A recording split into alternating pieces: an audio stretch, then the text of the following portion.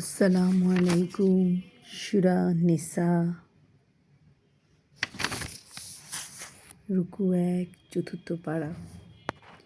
হে মানব, তোমরা তোমাদের প্রতিপালককে ভয় করো, যিনি তোমাদের এক ব্যক্তি থেকে সৃষ্টি করেছেন ও তা থেকে তার সঙ্গিনী সৃষ্টি করেন, যিনি তাদের দুজন থেকেই বহু নরনারী পৃথিবীতেই বিস্তার করেন, এবং আল্লাহকে ভয় করো, যার নামেই তোমরা একে অপরের নিকট যাঞ্চা করো, জাতি বন্ধন ছিন্ন করাকে ভয় করো। নিশ্চয়ই আল্লাহ তোমাদের উপর তীক্ষ্ণ দৃষ্টি রাখেন এবং পিতৃহীনকে তাদের ধন সম্পদ সমর্পণ করবে এবং উৎকৃষ্টের সাথে নিকৃষ্ট বদল করবে না, এবং তাদের সম্পদের সাথে তাদের সম্পদকে মিশ্রিত করে গ্রাস করো না। এই মহাপাপ। আর তোমরা যদি আশঙ্কা করো যে পিতৃহীনাদের প্রতি সুবিচার করতে পারবে না, তবে বিবাহ করবে স্বাধীনা নারীদের মধ্যে যাকে তোমাদের ভালো লাগে, 2, 3 অথবা 4। আর যদি আশঙ্কা করো যে সুবিচার করতে পারবে না, তবে একজনকে অথবা তাদের অধিকারভুক্ত দাসীকে, কৃতদাসী অথবা যুদ্ধবন্দিনীকে, এতেই তোমাদের পক্ষপাতিত্ব না করার অধিকতর সম্ভাবনা। এবং তোমরা নারীদের তাদের মোহর সন্তুষ্ট মনে দিয়ে দাও, পরে তারা খুশি মনে এই মোহরের কিয়দংশ ছেড়ে দিলেই তোমরা তা স্বাচ্ছন্দ্যে ভোগ করবে।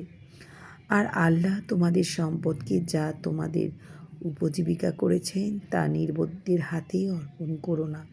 তা থেকে তাদের খাওয়া পড়ার ব্যবস্থা করবে এবং তাদের সাথে মিষ্টি কথা বলবে। পিতৃহীনদের প্রতি লক্ষ্য রাখবে, যে পর্যন্ত না তাদের বিবাহযোগ্য হয়, এবং তাদের মধ্যে ভালো মন্দ বিচারের জ্ঞান দেখলে তাদের সম্পদ তাদের ফিরিয়ে দেবে। তারা বড় হয়ে যাবে বলে অন্যায়ভাবে তা তাড়াতাড়ি খেয়ে ফেলো না। যে অভাবমুক্ত, সে যেন তা যা অবৈধ তা থেকে নিবৃত থাকে, এবং যেই বিত্তহীন, সে যেন সঙ্গত পরিমাণে ভোগ করে।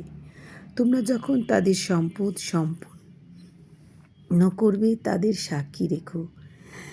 হিসাব গ্রহণে আল্লাহই যথেষ্ট। মাতা পিতা এবং আত্মীয় স্বজনের পরিত্যক্ত সম্পত্তিতে পুরুষের অংশ আছে, এবং পিতা মাতা ও আত্মীয় স্বজনের পরিত্যক্ত সম্পত্তিতে নারীরও অংশ আছে। তা অল্পই হোক অথবা বেশিই হোক, তাদের জন্য এক নির্ধারিত অংশ রয়েছে। এবং সম্পত্তি বন্টনকালে আত্মীয় স্বজন, পিতৃহীন এবং অভাবগ্রস্ত লোক উপস্থিত থাকলে তাদের তা থেকে কিছু দেবে এবং তাদের সাথে সদালাপ করবে। আর পিতৃহীনদের সম্পর্কে মানুষের ভয় করা উচিত। যদি তারা পিছনে অসহায় সন্তান ছেড়ে যেত, তবে তারাও তাদের সম্বন্ধে উদ্বিগ্ন হতো। এতই লোকের উচিত যে এতেই অনাথ সম্পর্কে আল্লাহকে ভয় করা এবং ন্যায়সঙ্গত কথা বলা। নিশ্চয়ই যারা পিতৃহীনদের সম্পদ অন্যায়ভাবে গ্রাস করে, তারা তাদের উদরে অগ্নি ভক্ষণ করে, তারা জ্বলন্ত আগুনে জ্বলবে। আমিন।